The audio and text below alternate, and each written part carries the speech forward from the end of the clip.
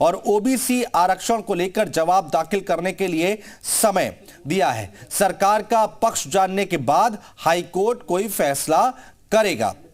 तो निकाय चुनाव से लेकर यह अपडेट हम आपको बता रहे हैं। बढ़ते आगे, उत्तर प्रदेश में आगामी निकाय चुनावों को लेकर तैयारियां तेज हो गई हैं। इस बार भारतीय जनता पार्टी निकाय चुनाव को लेकर बड़ा उलटफेर करने की तैयारी में है। निकाय चुनाव के साथ ही लोकसभा 2024 को फतेह करने की रणनीति पर काम कर रही है बीजेपी और इसको लेकर कार्यकर्ताओं को तैयारी में जुटने को कहा गया है।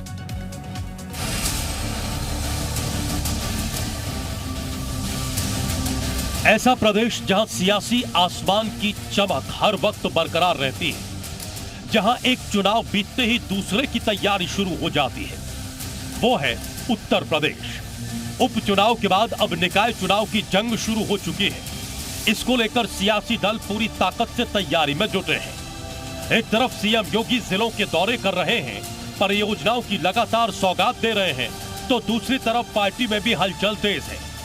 उपचुनाव के नतीजों ने बीजेपी को रणनीति बदलने पर मजबूर कर दिया है। यही कारण है कि राजधानी लखनऊ से लेकर दिल्ली तक बैठकों का सिलसिला जारी है।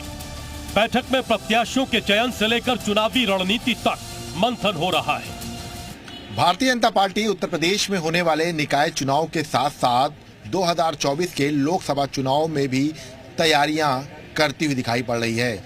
इसी कड़ी में दिल्ली में कल मुख्यमंत्री योगी आदित्यनाथ समेत तमाम नेताओं ने मंथन किया। चूंकि आने वाले दिनों में निकाय चुनाव है और उसके बाद लोकसभा चुनाव, ऐसे में पार्टी निकाय चुनाव के साथ साथ लोकसभा चुनाव की तैयारियां करना शुरू कर चुकी है। दरअसल 2024 में लोकसभा का चुनाव भी होना है और लोकसभा चुनाव में बीजेपी ने सभी 80 सीटों पर जीत दर्ज करने का लक्ष्य रखा है। ऐसे में निकाय चुनाव को लोकसभा का सेमीफाइनल माना जा रहा है।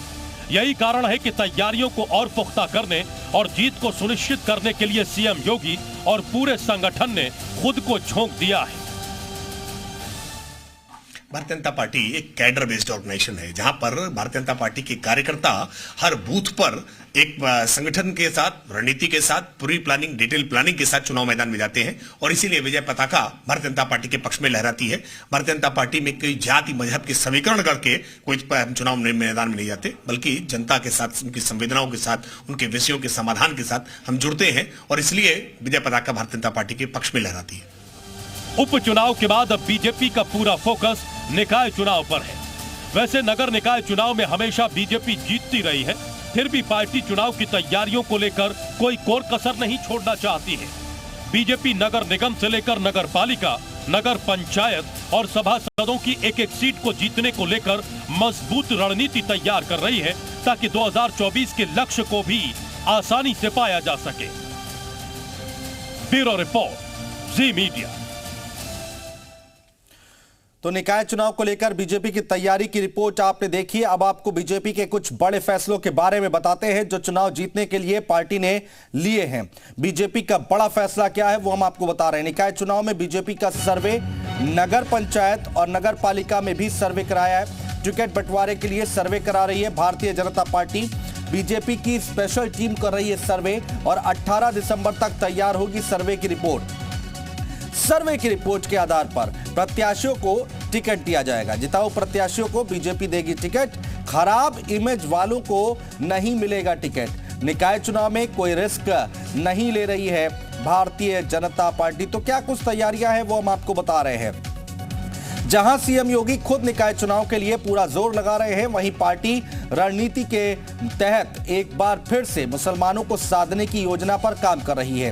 क्या है वो योजना, वो हम आपको बताने जा रहे हैं। बीजेपी अल्पसंख्यक मोर्चा ने तैयारी शुरू कर दी है और सभी नगर निगमों में बीजेपी करेगी पसमानदा सम्मेलन। मुरादाबाद, मेरठ, काशी, कानपुर समेत कई ऐसे जिले हैं जहां पर पसमानदा सम्मेलन करने की तैयारी कर रही है भारतीय जनता पार्टी। मुस्लिम वोटर्स को एकजुट करने का बीजेपी का लक्ष्य है। सीएम योगी समेत स्टार प्रचारक सम्मेलनों में शामिल होंगे। तो क्या कुछ तैयारियां की जा रही है वो हम आपको बता रहे हैं। बढ़ते आगे, बीते एक सप्ताह से उत्तर प्रदेश के व्यापारियों और कारोबारियों के भीतर जो डर और दहशत का माहौल था, आज डिप्टी सीएम के आश्वासन के बाद कम हुआ है। डिप्टी सीएम केशव प्रसाद मौर्य ने जीएसटी रेड में शामिल अधिकारियों को हिदायत दी है कि अगर किसी भी व्यापारी को अनावश्यक परेशान किया गया, उन्हें प्रताड़ित किया गया, तो अधिकारियों पर सख्त कार्रवाई होगी। लेकिन शायद विपक्ष को यह चुभ रहा है। विपक्ष ने जीएसटी की छापेमारी पर सियासत शुरू कर दी है।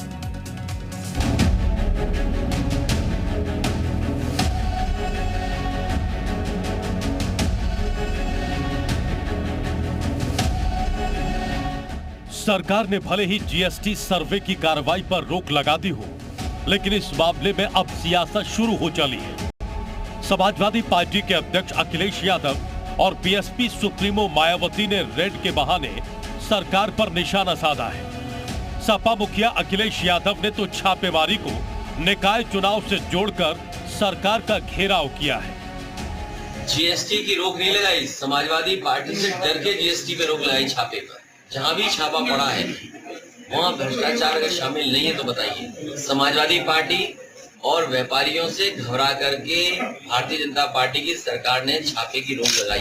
बीएसपी के अध्यक्ष मायावती ने जीएसटी को कारोबारियों के लिए जंजाल करार दिया है।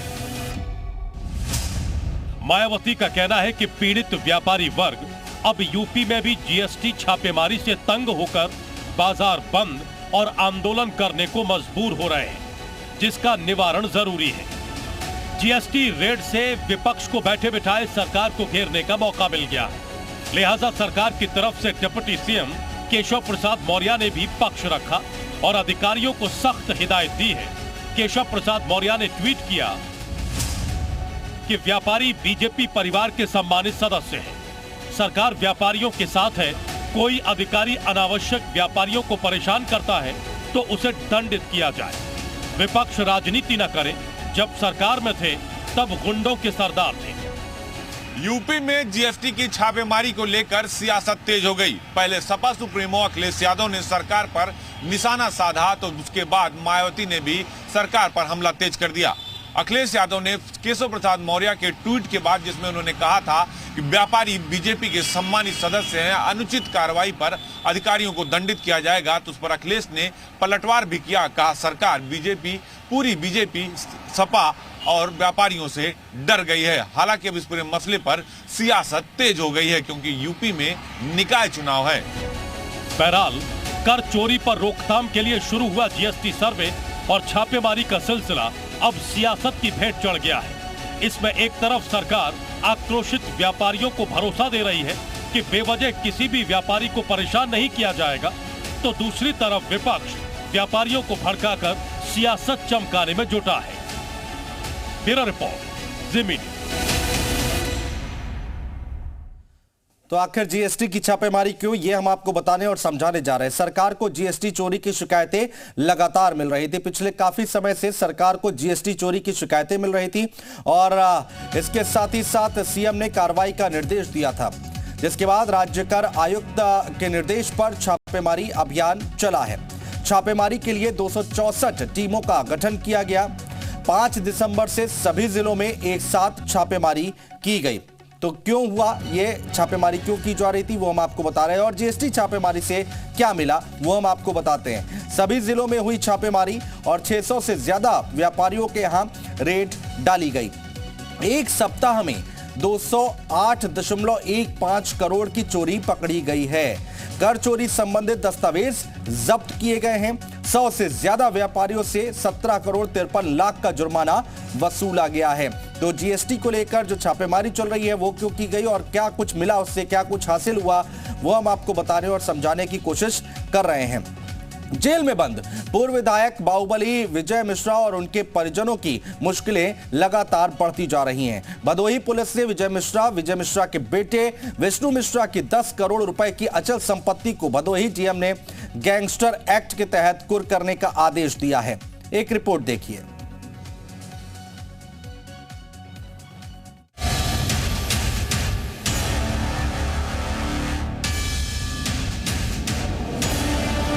योगी सरकार इन दिनों माफियाओं और बाहुबलियों के पीछे पड़ी है।